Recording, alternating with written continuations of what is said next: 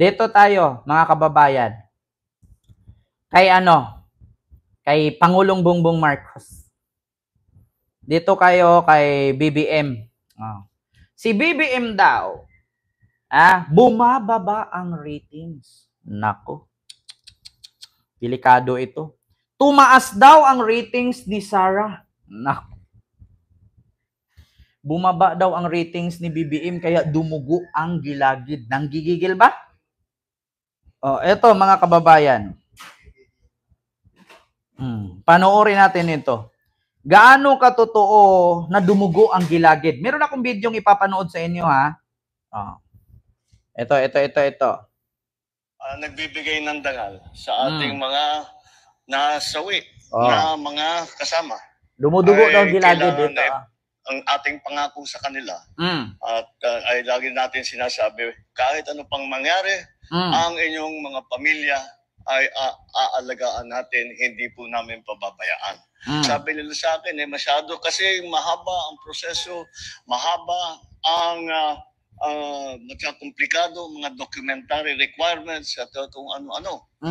Ay kako, hindi siguro tama yan. Dahil bakit naman mahaharang ang ating ibinibigay na tulong sa mga pamilya ng mga nasawi?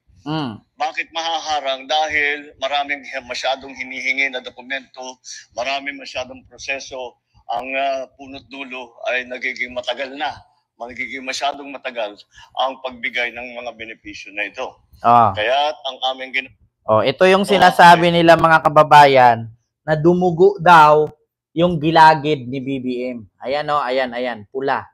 Dumugo daw ang gilagid ni Marcos. Dumugo ang gilagid. So ngayon mga kababayan, anong problema kung dumugo ang gilagid ni Marcos? Sabihin natin, given na mula ang gilagid, dumugo ang ngipin. Anong connection sa droga kung dumugo ang ngipin? Di ba? Ito mga kababayan, nakita nyo, totoo naman talaga na mula. Ayan namumula ang gilagid ni BBM dyan. Pulang-pula talaga dito. Ngayon, ang tanong, kung namula at dumugo ang gilagid ni BBM, marami bang Pilipino namatay? Anong problema kung dumugo ang ngipin? Hindi nga nagproblema ang mga loyalista at kakamping na bulok ang ngipin ni Bongo, nakabrace pa. Ano naman ngayon kung dumugo ang ngipin ni BBM? May connection ba? Kaya dumugo kasi nagdroga? Diba? Kaya dumugo kasi nag-cocaine? Yun bang ngipin ni Bongo? Naakala mo piranha, nagreklamo ba kami? Diba? Bakit hindi nyo subukan tignan ang ngipin ni Bongo? Nakita ko nga ang ngipin ni Bongo, akala mo shark. Nagreklamo ba kami at sinabi ba namin nagdruga yan kasi yung ngipin niya shark? Dito? Pula-pula? Durog-durog? Ano naman problema kung dumugo ang ngipin ni BBM? Problema na ba sa inyo yan? Alam nyo, sa totoo lang, ultimo utot ni BBM, pinoproblema ninyo. Ultimo na igit si BBM, pinoproblema ninyo. Si Digo nga, bumabarag-barag habang nag-speech. Namumroblema ba kami? Ito ngipin ni BBM, dumugo. So ano nga problema kung dumugo ang ngipin? Itanong ko lang mga kababayan.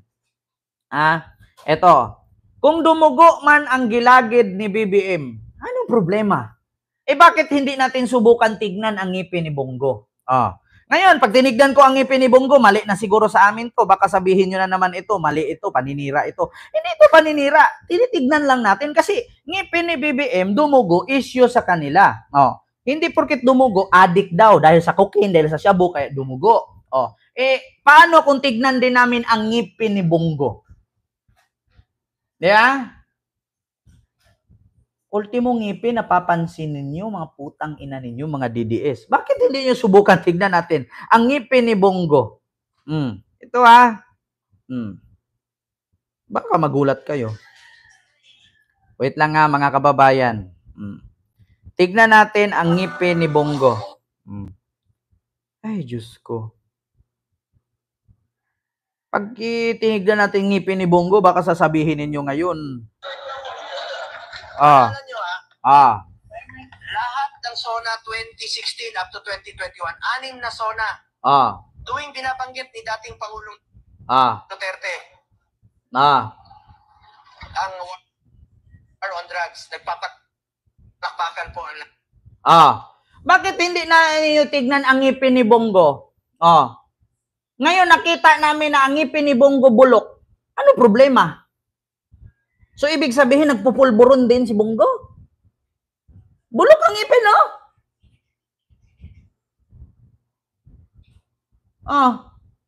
Ngipin ni BBM, inisyo ninyo na dumugo. Natural yan sa tao, malay mo nakagat niya, kaya dumugo. Wala pong koneksyon sa droga kang dumugo ang ngipin. Paano ito kung nabulok ang ngipin ni Bongo? Anong koneksyon? Ayun ang ngipin ni Bongo. Wala akong sinabi na nagdodroga siya. So anong koneksyon kung nakita din namin ngipin ni Bongo na bulok? Durog. Ito, yung dito niya. Nakita namin.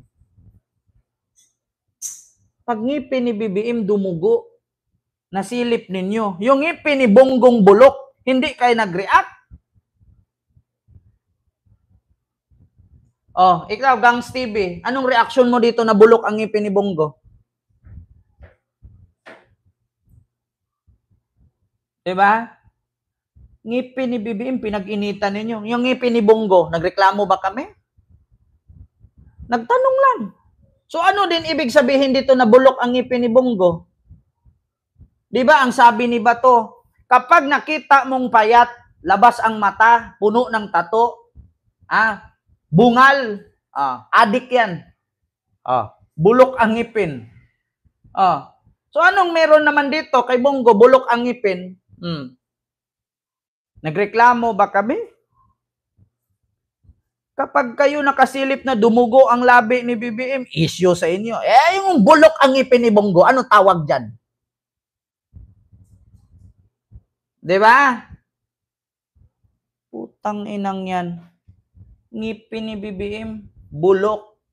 Ay, ni Bongo, bulok. Hindi naman kami nagreklamo. Yung ngipin ni BBM, dumugo, issue sa inyo. Ang galing. Diba? Tragis na yan. Okay lang eh. Malay ninyo, nakagat nga yung labi niya. Ay, dugo nga. Bongo nga, araw-araw nagsasalita. Bulok ang ngipin. Nagreklamo ba kami? Ni minsan, si Digong nga, hawak ng hawak sa panga. Si Digong, for sure, hindi na nagtututbrush yan. Putang ina. Kaya nga nagaganyan, alam nyo, mga kababayan, simula ngayon nasa dahig ako, hindi ako nagtututbrush. Maniwala kay sa akin. Ngayong panahon na to, never nagtutbrush si Duterte. Totoo yan. Titi nga, hindi na tumayo, magtututbrush pa. Putang ina. Totoo yan. Aminin nyo sa akin sa hindi. Lolo ko, 70 years old, hindi na talaga nagtututbrush. Kasi alam nyo ang rason ng lolo ko? Nung unang panahon, walang toothpaste. Tumagal naman ang buhay ng mga senior citizen. Ngayon, pag kumain ka walang magic sarap, namatay si Sandra Cam. 64 years old pa lang. Bakit? Dahil sa magic sarap. Di ba? Mark Anthony Reyes, wag mo sabihing OA ako. Totoo yan. Kahit lula mo, tanungin mo. Hindi na nagtututbrush yan. Mag-edad ka ng 70 to 80 years old, wala ka nang makitang matandang nagtututbrush pa. Maliban na lang kay Sabado Nights. Anong pangalan ng artista na yon? Si Sabado Nights. Totoo yan. Titi nga, hindi na tumatayo kung tututbrush pa. Sino pa nagluluko ninyo? Buti nga si BBM, dumugo ang ngipin, marunong pang magtutbrush. Sa tingin nyo, si Duterte nagtututbrush pa yan ngayon? inisyu ninyo ngipin ni BBM, ba't hindi nyo subukang tanungin, Digong, nagtututbrush ka pa ba? Yeah? Si Digong, 100% patayin nyo ako kung totoo ba, kung hindi totoo yung sinasabi ko.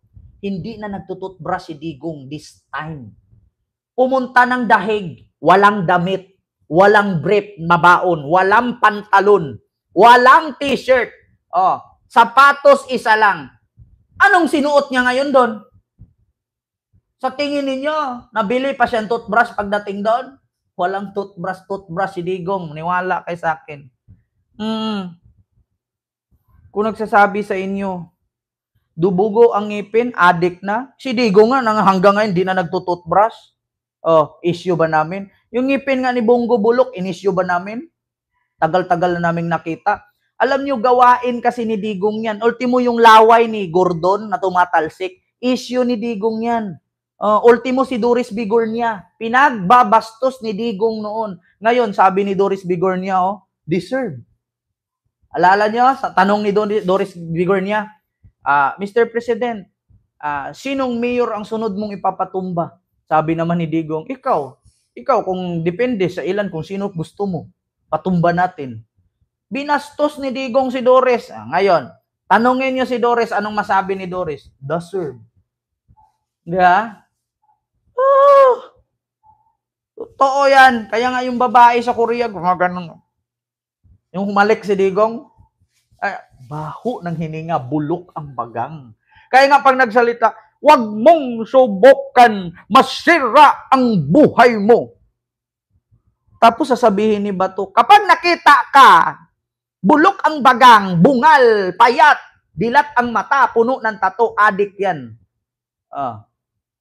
Wag mong subukan. Kaya gumanon si Bongo bigla. Diba sa hearing?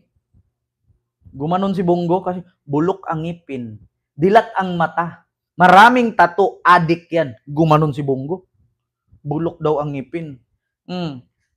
Totoo yan, sabi ni Bato. Ito Bato. Bulok ngipin ng adik. Ay, naku. Sir, tingnan mo, interview yung tatay ni Kian. Tingnan yung mukha. Tunaw na tunaw yung panga. Tunaw na tunaw yung ngipin. Yung sir. Sabi sa akin, ng police, operative ng Caloocan. So yun palang indication, pag tunaw na pala mga ngipin at lubog ang mga mukha, yun ang pala indication, ay adik na. Si Bongo tunaw na tunaw ang ngipin. Ayan tingnan niya. Sir, tingnan mo, interview yung tatay ni Kian. Tingnan yung mukha. Sir, tingnan mo, interview yung tatay ni Kian. Tingnan yung mukha. Tunaw na tunaw yung panga. Tunaw na tunaw yung ngipin. Yung sir.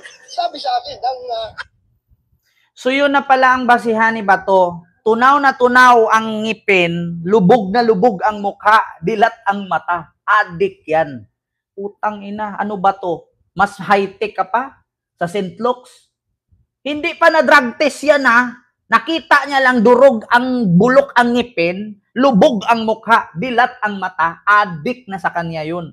Yan ang basihan nila, kaya umabot ng 30,000 ang patay. Bakit? Pag nakita ka sa kanto, puro tato ka, tos payat, patay ka. Kaya nga sabi nila ng mga DDS, nung panahon daw ni Duterte, safe maglakad. Paano hindi safe? Walang lumalabas. Bakit? Kapag matato ka at payat, hindi ka talaga lalabas sa panahon ni Duterte. Mapagkamalan kang adik. Totoo yan. Sasabihin ninyo, safe sa panahon ni Digong? Safe talaga. Walang halos lumalabas. Pag napagkamalan kang adik, matukhang kang di oras. Kaya nga 30,000 ang patay. Tapos tatanungin ninyo ngayon, paano nangyari 30,000 ang patay? Diba? Napakaraming squatter. Napakaraming mga natutulog sa lansangan na nagbabakal bote at natutulog sa ilalim ng tulay. Siyempre yun, minsan may mga tato. Minsan payat. Walang makain.